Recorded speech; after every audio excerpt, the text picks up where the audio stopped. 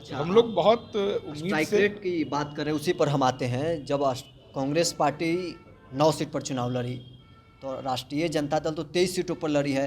तो आप कम सीटों पर लड़े इसलिए ना आपका सीट ज़्यादा आया है। नहीं, स्ट्राइक रेट भी देखा जाएगा। और देखिए, भारत जोड़ो यात्रा के बाद खासतौर से बिहार के संदर्भ में भारत जोड़ो न्याय यात्रा जो हुई, उसके बाद से समीकरण बदला है। लोग देख रहे हैं कि कौन संविधान की लड़ाई लड़ रहा है, कौन कारपोरेट ताकतों को रोकने की लड़ाई लड़ रहा है, संसद से लेकर सड़क तक। कांग्रेस के बिहार प्रभारी सचिव शहनवाज आलम इस वक्त हमारे साथ हैं। विधानसभा चुनाव में अभी तो 8 महीने समय है, सीट बंटवारा का भी कोई चर्चा है नहीं, लेकिन आपने एक बयान दिया है जिसका बिहार में चर्चा खूब हो रही है। आखिर आप कैसे चाहते हैं कि स्ट्राइक रेट के हिसाब से सीट बंटवारा हो? भाई देखिए, आप कहीं पर भी जाते हैं तो जो लेटेस्ट रिपोर्ट कार्ड आपका होता है वही ना दिखाते हैं। तो जब गठबंधन की बैठक होगी, Congress party, CPI, CPIML, VIP, Rajad, सारे नेता लोग बैठेंगे, जो शीर्ष नेतृत्व है वो तय करेगा। हम लोगों का ये कहना है कि अभी जो लोकसभा चुनाव था उसमें जो स्ट्राइक रेट था उसके आधार पे टिकट का बंटवारा होना चाहिए। दूसरी बात की, गठबंधन विचारधारा के आधार पे बना है और वो विचारधारा है सेकुलरिज्म का, समाजवादी सोच का, बहुलतावाद का, लोकतांत्रिक मूल्यों का, संघवाद का। इसमें जिसकी जिसकी आस्था है वो सारे लोग इस गठबंधन में हैं। और इसलिए क्योंकि विचारधारा के आधार पर गठबंधन बना है, इसमें कोई छोटा भाई बड़ा भाई नहीं है। सारे लोग इस लड़ाई में बराबर हैं, एक दूसरे को सहयोग करेंगे तभी देश बचेगा। हम लोगों का बस ये कहना है कि जो स्ट्राइक रेट था लोकसभा, चूँकि वो रिसेंट चुनाव था, उसको ध्यान में रख के ये सब चीज़ें होंगी। और मेरा मानना है कि इंडिया गठबंधन की सरकार यहाँ पे बनने जा रही है। इसमें मेरा मानना है कि चुनाव चाहे जब हो, ठीक ठाक हम लोग इसमें लड़ाई में हैं। और जैसे जैसे समय और बीतेगा, आप देखेंगे कि हम लोग और ज़्यादा मजबूती से इस लड़ाई को लड़ने की स्थिति में रहेंगे। और निश्चित तौर पे मुख्यमंत्री लालू जी के परिवार से ही होंगे, तेजस्वी जी हों, तेज प्रताप जी जो भी हों, मिसा जी हों, और जो डिप्टी सीएम हैं ये कांग्रेस पार्टी से दो होंगे। एक इसमें सामान्य वर्ग के होंगे और एक इसमें अल्पसंख्यक समुदाय के होंगे। मतलब प्रभारी सचिव अभी ऐलान करते हैं कि अगर सरकार महागठबंधन के बनी तो कांग्रेस पार्टी 2 डिप्टी सीएम देगी, एक समान वर्ग से और अल्पसंख्यक वर्ग से। बिल्कुल, क्यों नहीं मिलना चाहिए। मुस्लिम समुदाय का तो चीफ मिनिस्टर भी यहाँ हुए, अब्दुल गफूर साहब। तो 17-17.5% आबादी है, वोट देती है। और जब हम सामाजिक न्याय की बात करते हैं तो माइनस मुस्लिम सामाजिक न्याय नहीं ना होगा। क्या मुसलमान सिर्फ वोट देगा? वो वोटें देने के लिए यहाँ है, सबको बनाएगा? कुछ नहीं बनेगा।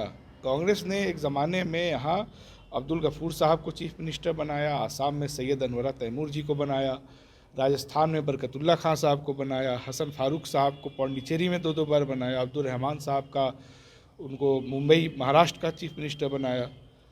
तो आगे क्यों नहीं बन सकता है? डिप्टी सीएम क्यों नहीं बन सकता है? तो इस पर कोई विवाद ही नहीं है। सामाजिक समीकरण सेट करने की तैयारी में है चुनाव से पूर्व। ओबीसी वर्ग से सीएम रहेंगे, समान वर्ग से भी डिप्टी सीएम रहेंगे, अल्पसंख्यक को भी साधने के लिए डिप्टी सीएम की बात कर रहे हैं। साधने की बात नहीं है, जिसका जिसका रोल है। अगर मान लीजिए बिल्डिंग कोई बनवा रहा है, कोई इसमें पैसा लगा रहा, मेहनत कर रहा है, तो उसका उसमें रहेगा नहीं। वो बना के सड़क पे चला जाएगा। बिल्कुल बिल्कुल, सारे लोग आ रहे हैं। अभी देखिए ना, लोकसभा का चुनाव हुआ तो हम लोग तो 9 सीट पे लड़े, 4 जीते। हमारा तो मानना है कि अगर दुर्भाग्य से बहुत अच्छा हमारा जो दूसरे पार्टनर लोग थे नहीं कर पाए, नहीं तो दिल्ली में तो सरकार बनती यूपीए 3rd की। अगर उनका भी स्ट्राइक रेट बेहतर होता तो सरकार तो बदल जाती ना। अच्छा, हम लोग बहुत उम्मीद स्ट्राइक से। रेट की बात करें उसी पर हम आते हैं। जब कांग्रेस पार्टी 9 सीट पर चुनाव लड़ी, तो राष्ट्रीय जनता दल तो 23 सीटों पर लड़ी है। तो आप कम सीटों पर लड़े इसलिए ना आपका सीट ज़्यादा आया है। नहीं, स्ट्राइक रेट भी देखा जाएगा। और देखिए, भारत जोड़ो यात्रा के बाद खासतौर से बिहार के संदर्भ में भारत जोड़ो न्याय यात्रा जो हुई, उसके बाद से समीकरण बदला है। लोग देख रहे हैं कि कौन संविधान की लड़ाई लड़ रहा है, कौन कारपोरेट ताकतों को रोकने की लड़ाई लड़ रहा है, संसद से लेकर सड़क तक। जो लोग उस लड़ाई में शामिल हैं, भारत की आज़ादी और उससे जो निकले हैं मूल्य, उनके संरक्षक कौन लोग होंगे? वो तो सिर्फ कांग्रेस पार्टी ही दिख रही है।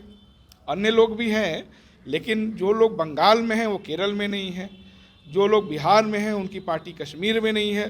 लेकिन कांग्रेस पार्टी तो अखिल भारतीय पार्टी है, तो लीड भी वही करेगी, नेतृत्व भी वही करेगी। और मेरा मानना है कि आरजेडी के साथ कांग्रेस का जो रिश्ता है बहुत मजबूत है, और इस रिश्ते की बुनियाद पे हम लोग कह सकते हैं कि देश को बचाने के लिए सब लोग अपने जो छोटे छोटे आग्रह हैं, छोटे छोटी जो आकांक्षाएं हैं उस पर कंट्रोल रखेंगे। देश से बड़ा कुछ नहीं है। अब आगे बढ़ेंगे। स्ट्राइक रेट से अगर मान लीजिए कि सीट बंटवारा होने लगा, कांग्रेस पार्टी को कितने सीट मिलेंगे, राजद को कितने मिलेंगे? वीआईपी तो एक भी सीट नहीं जीती है, स्ट्राइक रेट तो उसका बिल्कुल खराब है। माले सबसे बेहतर प्रदर्शन किया, तो माले के आप लोग ज़्यादा सीट देने जा रहे हैं? देखिए, वो तो शीर्ष नेतृत्व तो हमारा बैठेगा, बात करेगा। देखिए, इंडिया गठबंधन में जितने भी लोग थे, लोकसभा का चुनाव संविधान के मुद्दे पे हुआ। संविधान को लेकर के लोकसभा राज्यसभा में 2 दिन बहस हुआ। आप देखिए ना किसको लोग सुन रहे हैं, कौन लीड कर रहा है उस लड़ाई को। तो जो लोग भी कारपोरेट परस्त होंगे, जो लोग भी बीजेपी के साथ थोड़ा सा भी छिपा हुआ या बाहरी रिश्ता रखते होंगे, उनको देश विपक्ष के नेता का मतलब स्वीकार नहीं कर सकता। सवाल फिर वही है कि कितने सीटें आप लोग के बीच में होगा बंटवारा? ये तो आप ही कह रहे हैं ना कि अभी 8 महीना है, तो जब चुनाव का समय आएगा तो सारी लीडरशिप सीपीएम की, सीपीआई की, सीपीआईएमएल की, आरजेडी की, वीआईपी की, सारे लोग बैठेंगे कांग्रेस पार्टी है की। कि बिना मन मुटाव को सीट बंटवारा स्ट्राइक रेट के हिसाब से हो जाएगा? कोई मन मुटाव है ही नहीं। सब लोग विचारधारा के आधार पर एक साथ आए हैं, और सबका मेन लक्ष्य है कि भारतीय जनता पार्टी को सत्ता से बाहर किया जाए। बिहार में जो एक सुशासन के नाम पे जो कुशासन है, इसको ख़त्म किया जाए, फिर से बिहार अपने गौरव को हासिल करे। अब सोचिए कि जो कहीं बाहर अगर निवेश हो रहा है, बाहर कहीं विकास हो रहा है दूसरे राज्य में, तो जो उसका करने वाला है, जो ठेकेदार है, उस सामान कहीं और से खरीदता है। सब जमीन किसी और का है, और लेबर कहाँ से जाता है? लेबर बिहार से जाता है। तो इधर क्या हुआ है कि पिछले 20-25 सालों में, जब से कांग्रेस अपने बल पे सत्ता में नहीं है यहाँ, बिहार को लेबर स्टेट का दर्जा मिल चुका है। कितने शर्म की बात है। अभी मैं गया था प्रचार में प्रियंका जी के वायनाड, वहाँ हमको भोजपुरी बोलते हुए लोग पेट्रोल पंप में मिले। हम पूछे कहाँ घर हो तो आज बताया कि दरभंगा। यहाँ के लोग तो वहाँ जाके काम कर रहे हैं। पंजाब अभी जाइए, पंजाब में आपको सब कटाई करने लोग चले गए हैं, हिमाचल में चले गए हैं।